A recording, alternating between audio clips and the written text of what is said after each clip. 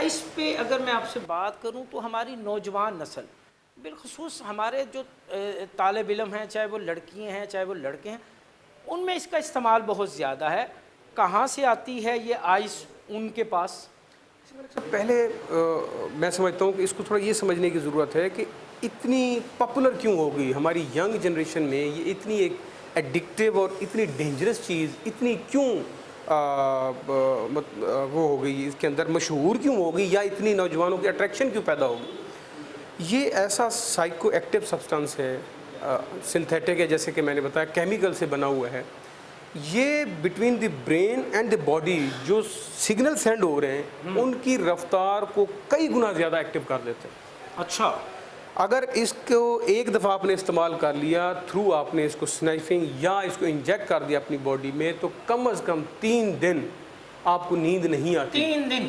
کم از کم 3 دن آپ کو نیند نہیں آتی، اور آپ کا دماغ نارمل سپیڈ سے 10 گنا زیادہ ایکٹیولی چلتا ہے۔ اچھا، اسٹوڈنٹس آج کل جو سٹارٹ میں یہ استعمال کرنا شروع کر رہے ہیں، اس کی سب سے بڑی وجہ یہ ہے کہ انیشلی آپ کی جو کنسنٹریشن ہے برین کی، وہ انتہا درجے کی جو ہے اس میں بڑھ جاتی ہے، اور اس سے انیشلی بچوں کو جو ہے وہ فائدہ ہو جاتا ہے پڑھائی میں۔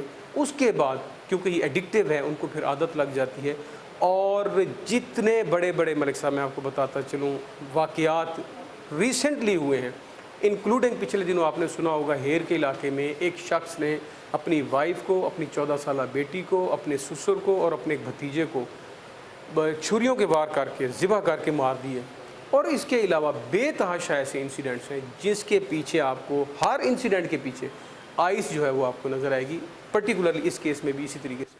میرا سوال پھر وہیں پہ ہے، درسگاہوں میں جہاں ہمارے بچے اور بچیاں پڑھنے جا رہے ہیں، وہاں پر یہ موذی نشہ کیسے داخل ہو گیا یا کیسے داخل ہوتا ہے؟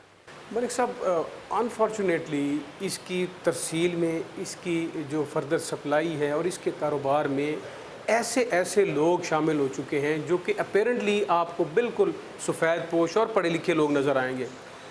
سے فار ایگزامپل پچھلے دنوں مناوا تھانے کی حدود میں ہم نے لاہور کی تاریخ کی سب سے بڑی کارروائی عمل میں لائی، جس کے اندر ہم نے تقریباً 30 کلو کے قریب جو ہے وہ آئس پکڑی ہے۔ لاہور کی ریسنٹ ہسٹری میں اس سے بڑی کھیپ آج تک نہیں پکڑی گئی۔ ساتھ ہی 70-80 آئی کیسے وہاں پہ؟ میں اسی طرف آ رہا ہوں۔